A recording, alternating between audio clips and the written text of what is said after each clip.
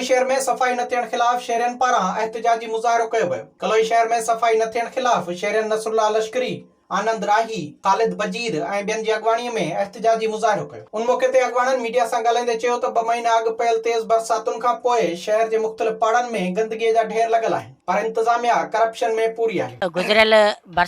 हालिया गुज़िरियल बरसातुनि सबबि जेको सो निज़ाम आब जो जेको आहे सिस्टम उहो तमामु मुतासिर थी चुको आहे ऐं असां जेका लाॻापियल इंतिज़ामिया आहे ऐं असांजा जेके नुमाइंदा आहिनि असां उन्हनि जी इहा अखि पटराइणु चाहियूं था त जीअं असांजा बुनियादी मसइला हल थी सघनि ऐं उन सां गॾोगॾु असांजे तइलीम जो जेको निज़ाम हिते तमामु ख़राबु लॻो पियो उन जी बि असां अपील कंदासीं ऐं सफ़ाई जेका आहे इहो नस्फ़ ईमान आहे ऐं सफ़ाई हुअणु ज़रूरी आहे। हालात ऐं निज़ाम जेके आहिनि तमामु ख़राब थी चुका आहिनि। तक़रीबन 3-4 महीननि खां वठी करे असांजे जेको रोड रस्ता पाणी सां भरिया पिया आहिनि। असां एप्लीकेशन ॾेई थकिजी पिया आहियूं, केरु बि असांजी सार लहण वारो न आहे। त असां इंतिज़ामिया खां गुज़ारिश कंदासीं, चूंडियल नुमाइंदनि खे इहो अर्ज़ु कंदासीं त बिल्कुलु साईं असांजो हक़ु जेको आहे उहो असांखे बिल्कुलु ॾिनो वञे, जी शहर जी सफ़ाई बिल्कुलु कराई वञे ऐं असांखे मिठे पाणी जी सहूलियत फराहम कई वञे।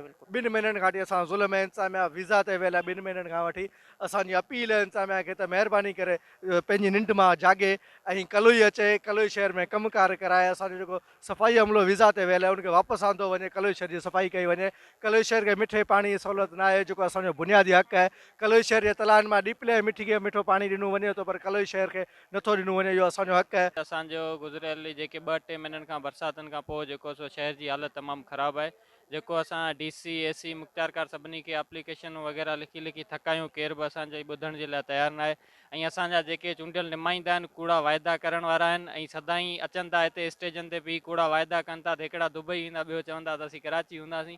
बाक़ी शहर जी सफ़ाई ऐं शहर जे निज़ाम खे केर बि रोकण सही नमूने सां हलाइण लाइ तयारु न आहे। असीं पुरअमन एहतिजाज उन लाइ कयूं था, असीं उन्हनि खां चूंडियल नुमाइंदनि खां रिक्वेस्ट कयूं था त बराए महिरबानी जेको तव्हां कूड़ा वाइदा कया आहिनि उहे पूरा कयो, जीअं अॻिते हली इलेक्शन जो टाइम अचण वारो आहे, जीअं अवां जो तदारक थी सघे। एहतिजाज कंदड़नि इंतिज़ामिया खां मुतालबो कयो त नोटिस वठी शहर जी सफ़ाई जो अमल शुरू कराए परेशानियुनि खां बचायो वञे, ॿी सूरत में एहतिजाज जारी रखिया वेंदा। विज़िट कयो अवामी आवाज़ मीडिया ग्रुप जी वेबसाइट awamiawaz.pk